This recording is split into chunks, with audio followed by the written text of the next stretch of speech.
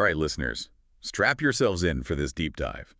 We're looking at a political scene about as steady as a Jenga tower on a roller coaster. Yeah. We've got rumblings of a government shutdown, international alliances doing a switcheroo, and a new, or should I say returning, Trump administration about to walk right into the middle of it all. Yeah, the really fascinating thing here is how these seemingly disconnected events are all tangled up, especially with Trump back in the White House. You're Right. talking about those ripple effects, the ones that could hit everything, from your wallet to how America stands on the world stage. Let's kick things off with the drama unfolding on Capitol Hill. Okay.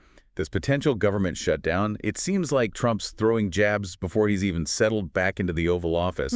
He's calling on Republicans to chuck this bipartisan spending bill, calling it a betrayal, riddled with what he calls Democratic giveaways. Yeah, it's like he's trying to light a fire before he's even unpacked his boxes. Exactly. A real classic Trump power move. Right. He's demanding a debt ceiling increase, basically forcing the Democrats' hand. They either give in or risk a shutdown that could smack the economy and everyday Americans. And let's be real, no politician wants to own that kind of mess. So are Republicans all falling in line behind Trump on this? I mean, the bill does include disaster relief and aid for farmers. Yeah. Can't be easy for some of them to just turn their backs on that.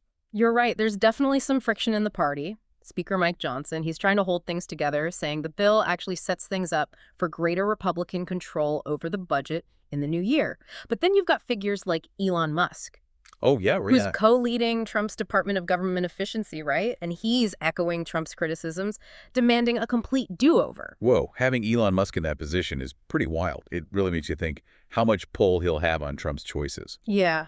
But for our listeners, what would a shutdown actually look like? Are we talking national park closures, delayed tax refunds, or are there even bigger things at play here? You know, cast your mind back to 2018, during Trump's first term. Oh. That shutdown, it dragged on for 35 days. It wasn't just a little hiccup. Right. Federal employees were furloughed, essential services got disrupted, and it cost the economy billions.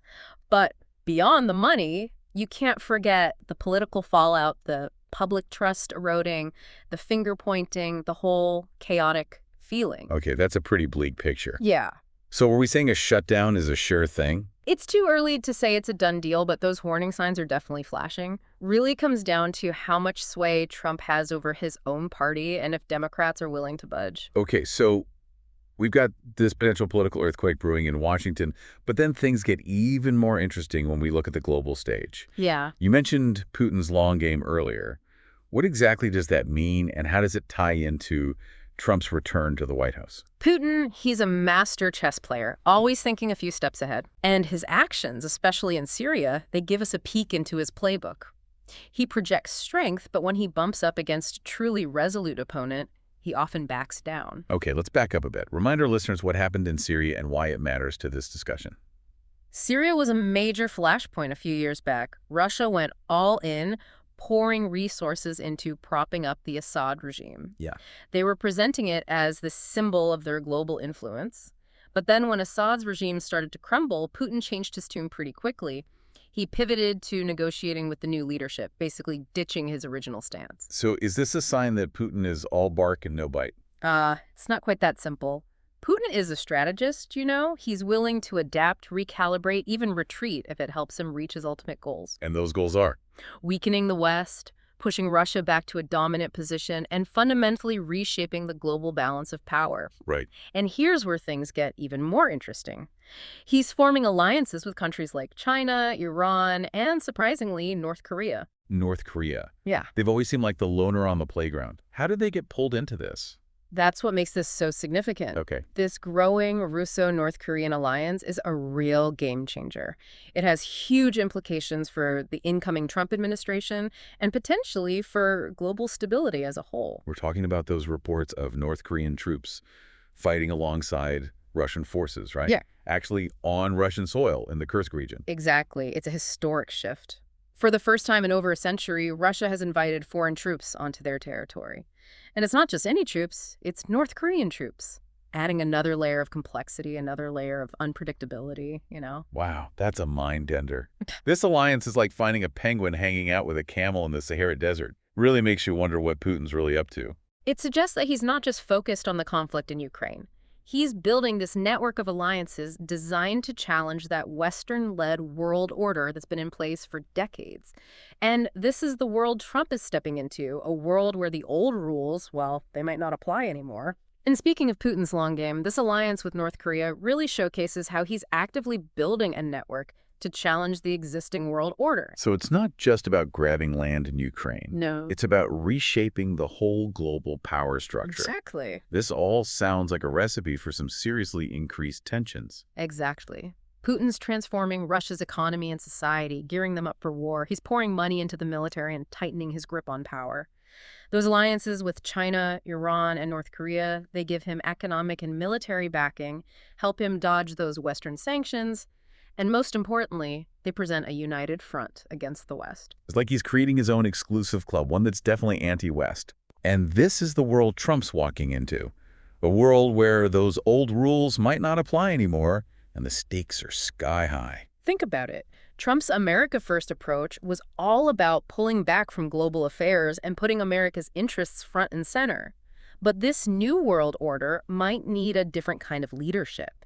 It needs a president who can navigate those complex alliances, understand the ins and outs of global power dynamics, and stand up to those authoritarian regimes. You're saying that Trump's go-it-alone strategy might not work in this new, more interconnected world? It's going to be tough, that's for sure.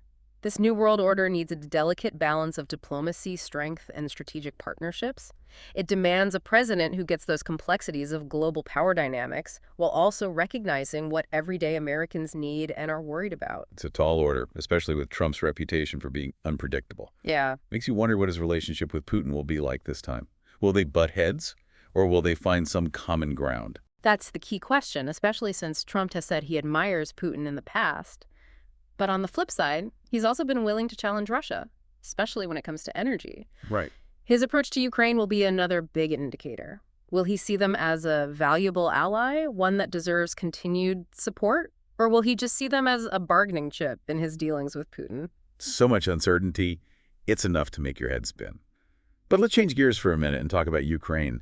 They're showing incredible resilience and innovation in the face of this conflict. It's truly inspiring, you know? They're not just defending their land, they're developing and using cutting-edge technologies that are changing how modern warfare looks. That new laser weapon they have, the Trizub, it's more than just a powerful weapon. It's a symbol of how determined and ingenious they are. And then you have those mother drones, those flying aircraft carriers for smaller attack drones. Okay, I gotta admit, those mother drones sound pretty badass. Yeah. Can you break down how those work and what makes them so game-changing? So picture a bigger drone, the mother, carrying and launching these smaller, more agile attack drones. This way, you can use force in a more targeted and efficient way. Right. It also creates new problems for defense systems because those smaller drones are hard to spot and intercept. So it's not just about having bigger, stronger weapons anymore. It's about using tech in new ways to get a tactical edge. That's it. And Ukraine is showing that even a smaller country can be a real force when it comes to technological innovation. They're finding ways to level the playing field against a much bigger and better armed opponent. It's like David taking on Goliath, but with a high-tech slingshot. Yeah. Pretty impressive. Yeah. But let's tie this back to Trump and his incoming administration. How might this new era of warfare affect his decisions on military spending and strategy? It'll probably force a rethink of traditional military doctrines. The rise of drone tech, laser weapons, and other advanced systems means we need to change how we think about fighting and winning wars. So it's not just about tanks and fighter jets anymore. Exactly. The battlefield's getting more and more complex, and the U.S. military needs to adapt to stay ahead of the game. This could mean spending more on research and development for new tech, as well as rethinking how we train and what tactics we use. It makes you wonder how much influence someone like Elon Musk will have in shaping those decisions with his background in tech and innovation. It's definitely a possibility. Him being involved in the Department of Government Efficiency suggests that Trump sees how important technology is in shaping the future, both domestically and for national security. It's a lot to think about, but I think it highlights a crucial point for our listeners. We can't just ignore what's going on across the world. These things have the potential to affect all, whether it's through economic shifts, changes in military policy, or even the risk of a bigger conflict.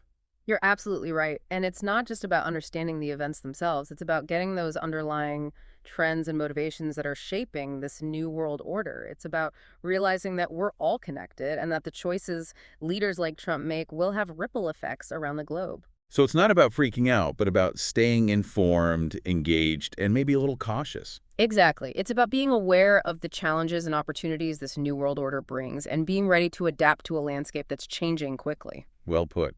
Now, let's get back to the big issue, or maybe we should say the big issue in the Oval Office, that looming government shutdown. Yeah. How might this potential crisis, on top of everything else we've talked about, impact Trump's first 100 days? A shutdown would be a huge setback for any new administration, but especially for one facing as many challenges as Trump's second term. It would eat up time and energy that could be spent dealing with other urgent issues, both here at home and internationally. And we can't forget the political fallout. Right. A shutdown would make the country, which is already divided, even more polarized. It could make people trust the government even less. It would also make it harder for Trump to govern effectively, especially with those divisions within his own party already showing. It's almost like he's battling on two fronts: a political fight here at home and a geopolitical chess match on the world stage. And those two battles are tied together. A strong and united America is better prepared to handle the complexities of the global scene. But a divided and weakened America, it risks becoming more vulnerable to pressure from outside and less able to wield influence globally. It's a delicate balancing act, one that needs a skilled hand and a clear vision for the future. It's a lot to juggle, no doubt about it. A potential government shutdown, a global power struggle brewing, and a whole new era of warfare emerging. It's like someone hit fast forward on history. So where do we go from here? What can our listeners expect from a second Trump presidency in this uncharted territory? That's the million-dollar question, isn't it? The choices Trump makes in these early days, they'll set the tone for his whole presidency, his America-first approach. It might need some serious adjustments if he wants to handle this complex global situation effectively. You're saying that going it alone might not be the best plan in a world where alliances are shifting and new threats are popping up? Exactly. Trump might need to rethink how he approaches diplomacy.